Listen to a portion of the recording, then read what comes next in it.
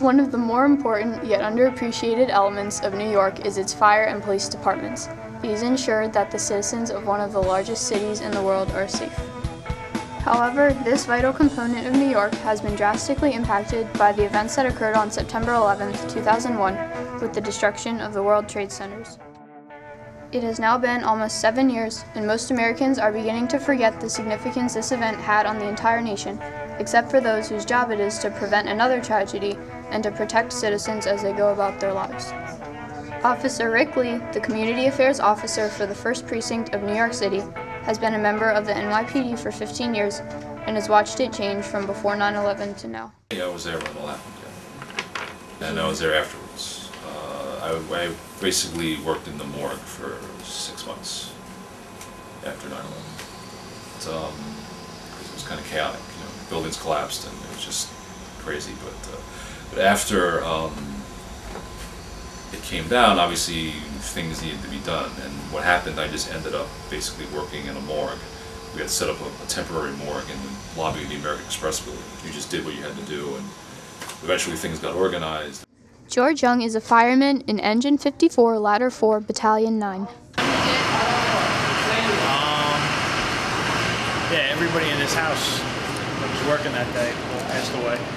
September 11th. So 15 guys assigned to this house. So as far as having a role since 9/11, there's always family and people stopping by, especially in this area.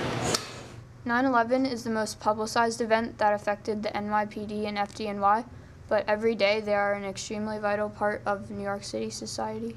As far as a major disaster happening, we coordinate the fire department. That would happen automatically because of what happened on 9/11. But on a daily basis, like the guys you spoke to in uniform, they work with the fire department a lot. If you fall down and get hurt on the sidewalk, break your leg, police, fire, and EMS are going to show up. The theory being someone will get there to help you, and then eventually someone that knows what they're doing will help you. Well, I mean, obviously we're important just as much as the police and all the other agencies. I mean, on any given day, there's probably anywhere from 10 to 15 fires in the city, throughout the whole city.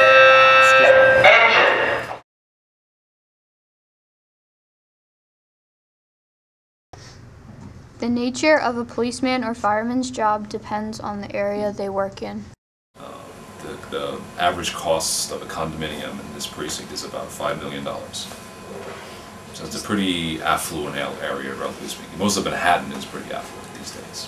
There's no drugs, there's really no prostitution, there's no social activities or other issues that would bring crime into this precinct. Our biggest crimes are grand larcenies, which is property theft.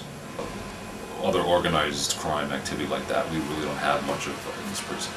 So what I do is, it's my job to liaison between the precinct and the people who live in the precinct.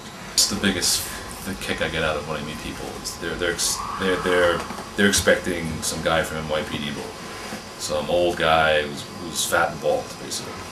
You know, that's their stereotype of a cop. You know, and I kind of show up, I'm kind of hip, cool guy. You know, like, oh my God, you're Officer Lee? Oh, okay.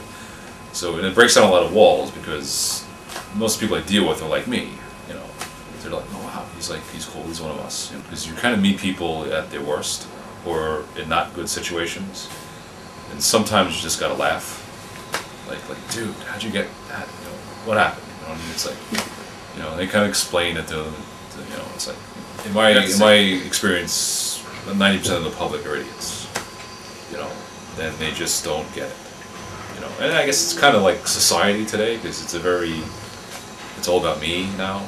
You know, actually, in a way, it's easier dealing with criminals, because criminals know the deal. You know, they committed a crime, they're bad guys, they're gonna go to jail. In today's society, advancements in technology play a big part in the average person's life, and they also greatly impact the NYPD and FDNY. I think there are people who rely more on technology for security than actual people. Because with America, everything comes down to money. So Why pay you to stand there and be security director when I can have 10 cameras do the same thing? The devices have changed. Like the first computers we had in the car were like suitcases. They were these big bulky things with this little screen, this little green screen. Now we essentially have laptops, you know, that can do anything, you know. The radios have gotten, basically has every frequency. You can talk to anybody in the job. Probably the biggest technological change that the average cop deals with in the last 10 years is the way we do fingerprints. Cops who have 8 years or less have no idea how to do ink fingerprints because they weren't trained in it. They were trained on the laser system. So once people with more than 8 years on leave the police department, no one will know how to do ink prints anymore because everyone's trained on how to do the laser system. It's not their generation, kind of.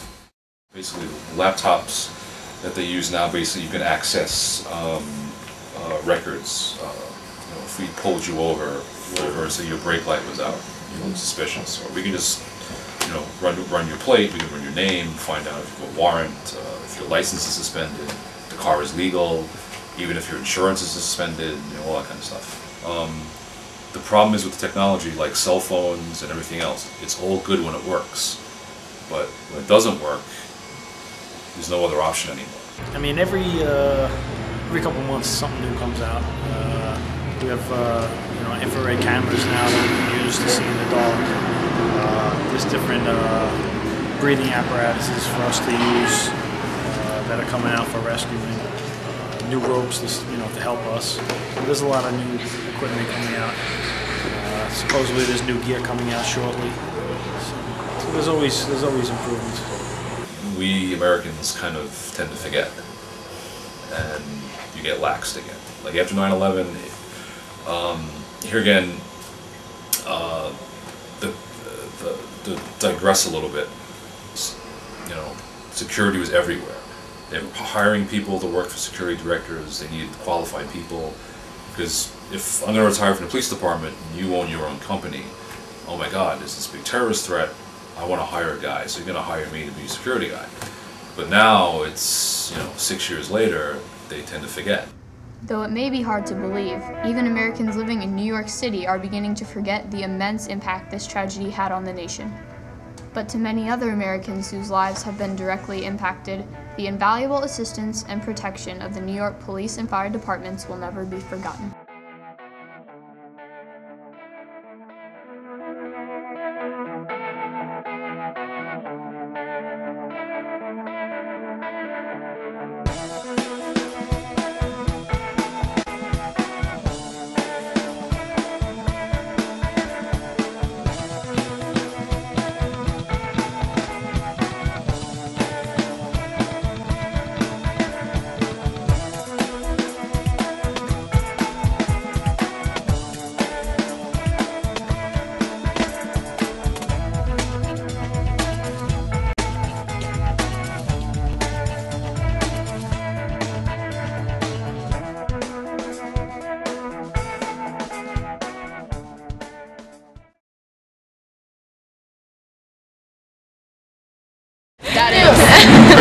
Official donuts here might be. Do you guys actually go to get donuts a lot? No, actually, as you can see, I'm the health food cop. I eat yogurt, you know, vegetables, fruits. How about the other cops?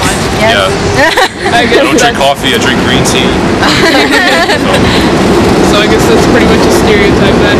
Yeah. No, there are stereotypes. There's stereotypes because they're true. You know, that's why they're stereotypes.